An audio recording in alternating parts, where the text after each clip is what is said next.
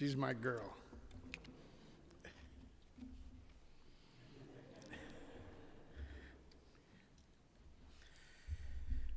Flowers, candy, clothes, dinners, gift certificates, money.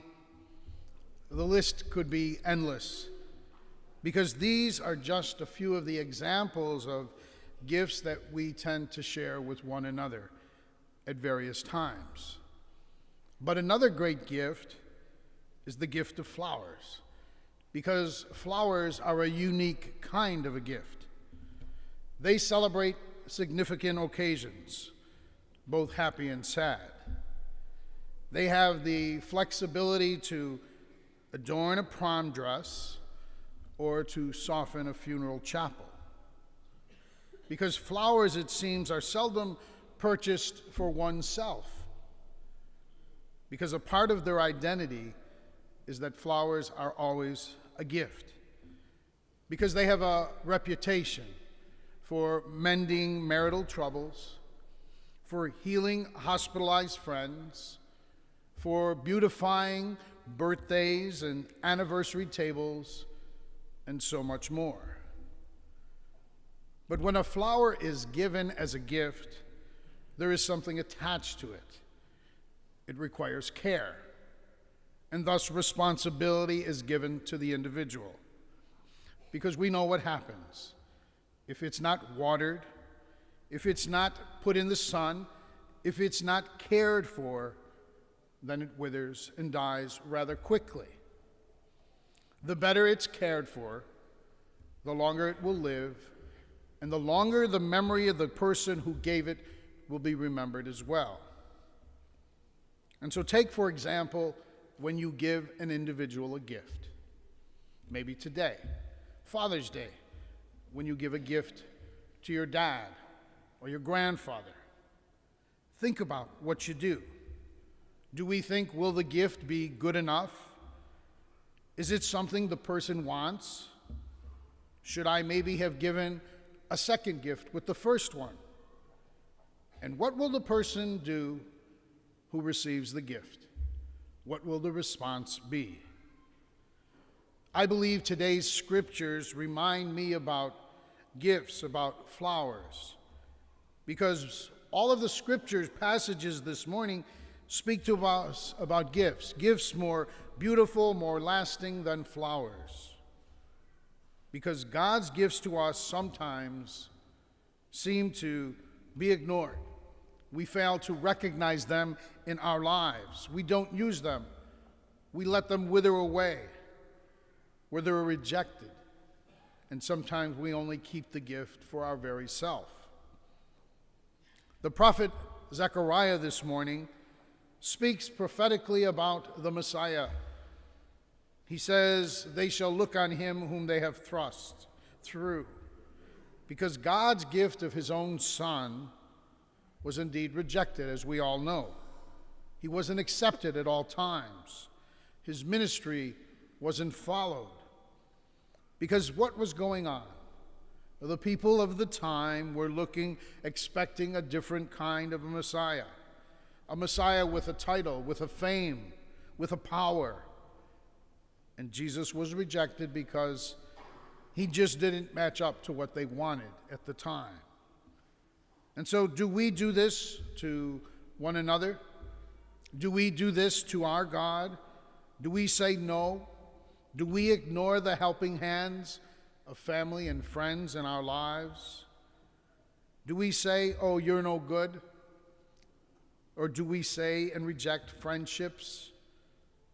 What about ourselves? What do we do in relationship to our God and one another? St. Paul writes in the scriptures to the Galatians about the gifts of faith, of equality, of freedom, of what we need to do, all that God has promised to share with each of us in our lives, because our loving God sets these gifts before us.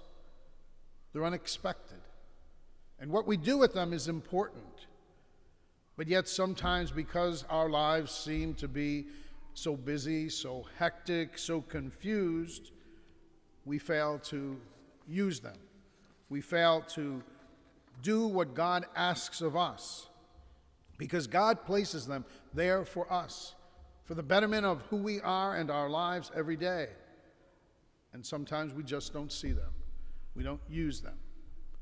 And hopefully, the Lord opens our eyes so that we do. Because St. Luke speaks to us this morning about the gift of our life, the purpose for which we indeed are called to live. Because God has given to us a variety of blessings, and those blessings are hopefully used for the good of others. The gift to be lost in service to our brothers and sisters, because that's indeed what Jesus Christ did. And so we have heard many times in the scriptures the parable, "Who do you say that I am?" And we know what they say. Some say John the Baptist, others Elijah, but we know what Peter said. He said, "You are the Messiah." It's a question of identity, because the identity with Christ is that we know who he is: suffering Savior, embracing the cross, indeed one who indeed gave of himself total and complete for the good of all of us. And so we too must embrace the cross. We too must be like Christ and be of service to all those around us as he was. And so we ask ourselves this morning, are we willing to embrace the cross of Jesus Christ? Here's something to think about for a moment.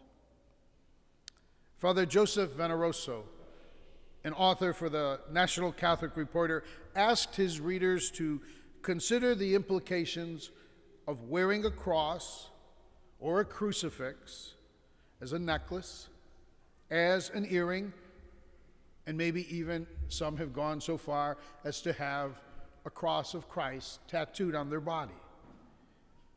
He suggests that Jesus was put to death in such a humiliating way that it overturned the typical notion of who he was, that he was Son of God, he was Prince of Peace, he was Savior, he was our brother. He was one who sided with the poor, who ate with the sinners. He was not a person of power, title, wealth, or royalty, but one who simply embraced and carried the cross for all of us. I'm sure many of us here wear that cross, that crucifix around our neck. Why do we do it? Is it to imitate Christ, to know his love given to us by that cross?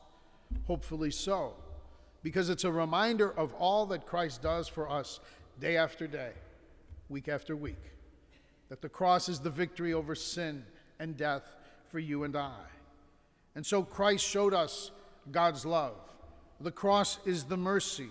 It's the forgiveness that we have been given and are called to live. And so the author of that little article suggested that the cross we wear encourage us to love one another as our God has loved us, to forgive each other as God has forgiven us, because that's the consequence of the cross, the reason we wear it and bear it every day. And so the challenge put before us today is the same question that we have heard many times in the scriptures. Who do you say that I am? What will you answer? What will I answer? Hopefully we will say, you are the Messiah, our Savior, our brother. You are the one who have given us life, mercy, and forgiveness. You are the one who gives us hope. You are the one who strengthens, who heals, forgives. And it's in that grace, that relationship, that we will know, love, and serve the Lord. Let us pray this morning that just like the gift of flowers that we share, that the relationship we try to strengthen by sharing that gift, that the gift of the cross of Christ will be our identity, that the gift of the cross will give us confidence, that the gift of the cross will show us God's love, that in doing, celebrating, and knowing Christ's love for all of us, we can become that love for each other every day. May we share the gifts that God has given. May we recognize the gifts he gave to us in word and in body broken, blood poured out, and may we embrace those gifts and become them every day as we serve and love the Lord and each other.